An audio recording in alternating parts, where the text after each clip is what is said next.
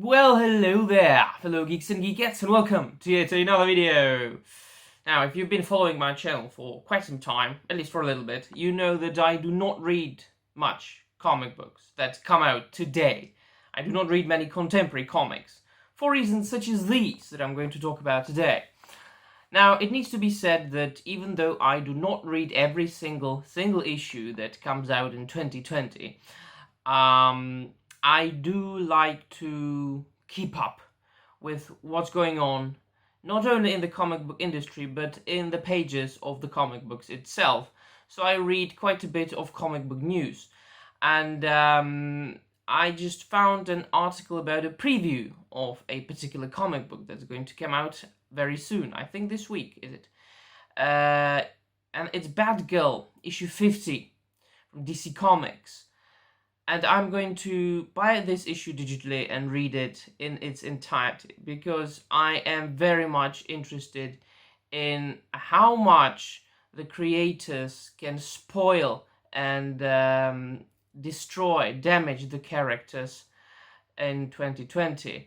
Now, apparently in Batgirl issue 50, Barbara Gordon, or Batgirl, joins what Bounding into Comics calls Gotham's version of Antifa. Now, very simply said, I'm going to show you some pictures. In the previous issue, now there are going to be some major spoilers, so if you care about contemporary comics and what's going on in them, if you don't want this thing to be spoiled for you, just leave this video, read Batgirl issue 49, read the preview, and come back. If you don't, as much as I do, you can continue watching. So in issue 49, Batgirl is chasing down Commissioner Gordon's son, James Gordon Jr., who obviously, since the time of, I think, was it Scott Snyder's Black Mirror? I might be wrong, but I think I'm not. Well, we know that he's a psycho, that he is a psychopathic killer and a murderer, which was further explored in Batman Who Laughs, once again by Scott Snyder. Now, somebody called Castellucci decided to explore this a bit further, and it just appears that in issue 49, Batgirl chases him down to a lighthouse, I think, or somewhere, and he jumps to his death. Now, Commissioner Gordon arrives at the scene at that very moment when Batgirl tries to save James Gordon Jr., but she didn't manage, and he dies. And in issue 50, it appears that throughout the entire issue, she is doubting her role as Batgirl and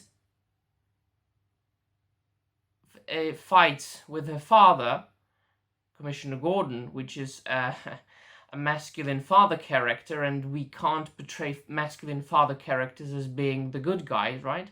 But the more important thing is that she wanders through Gotham City and she joins. First let me show you her dispute with her father. Of course, we have to depict a scene in a diner when everybody's eating. For some reason, it's very popular to depict comic book characters eating more and more in contemporary comics. I don't know if it's a part of the very popular fetishizing of food, but it might just be, I don't know, because writers don't have many original ideas. So she says, Dad, shut up. So this is an obvious disrespect to this very, very, very much otherwise respected character, not only the commissioner of Gotham City Police Department and Batman's most faithful ally, apart from or besides Alfred, but also a father figure. And then she proceeds to wander the streets of Gotham City, all solemn and thinking about the importance of her as a strong female character in this particular comic book.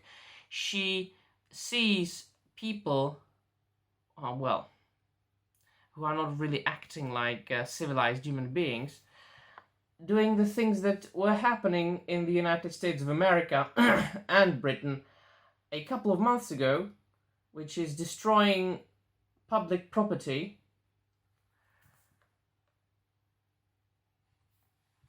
causing riots, and endangering the other citizens of Gotham City by their senseless, violent riots for no real reason. And she, of course, joins them. She holds hands with these rioters, with these people who are breaking the law violently. She screams at the authorities who are here to protect the law and order in our states. So basically, she becomes a villain. She talks to other people, encouraging them to do these things again and again. And then in the end, she says over here, voting is a way to change things, Ryan. Let me know if you want help with housing. So he helps somebody move into another department or house. And she's talking about the importance of voting.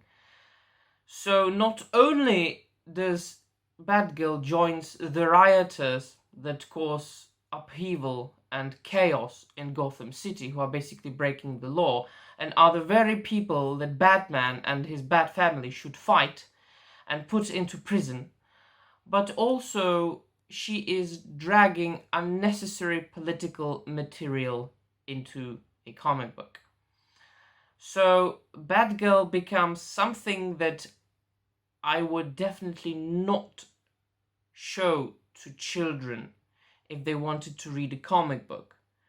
I know that comic books aren't for children anymore, but once they were, and superheroes were, basically, to put it maybe too much simplistically, they were devised for two main reasons. Firstly, to be aspiring characters for young readers, and secondly, such as was the case with Captain America, as a sort of a war propaganda. But I have always considered superhero to be archetypal aspiring characters or role models that should make us want to achieve more, that should make us want to become something better, better people. And Batgirl isn't so anymore. Batgirl has become a common criminal, joining the plebs,